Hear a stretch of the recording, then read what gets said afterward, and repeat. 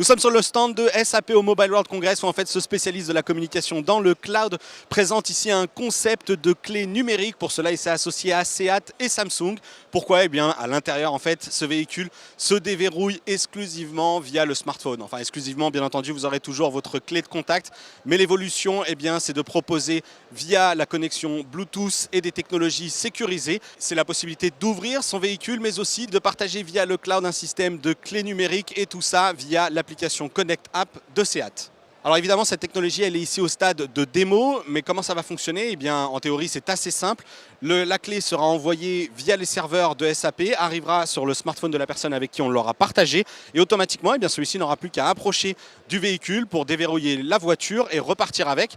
Bien entendu, cette technologie permettra de verrouiller dans le temps cette utilisation de la clé numérique. À tout moment, le propriétaire du véhicule peut annuler cette clé.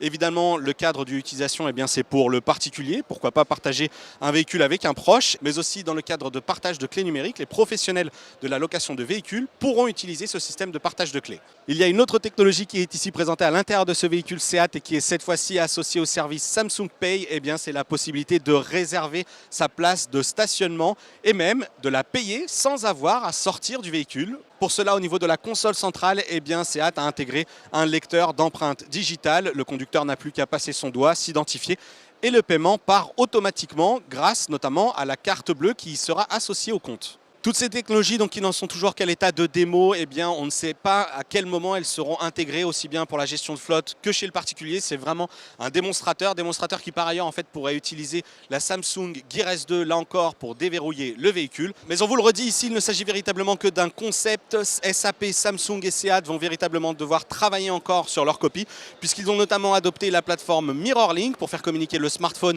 avec la voiture. C'est selon nous pas le meilleur choix car elle est assez instable. Forcément, ils vont devoir aussi communiquer avec les infrastructures. En l'occurrence, Seat s'est associé avec les parkings Saba, une grosse entreprise de parking espagnole. Là encore, il y a du travail pour que les véhicules soient capables de communiquer avec l'infrastructure. À rappeler aussi que sur ce Mobile World Congress, Volvo a lui aussi fait son annonce du côté des clés numériques en proposant cette fois-ci un système locatif via son service Sunfleet qui utilise là encore des clés numériques.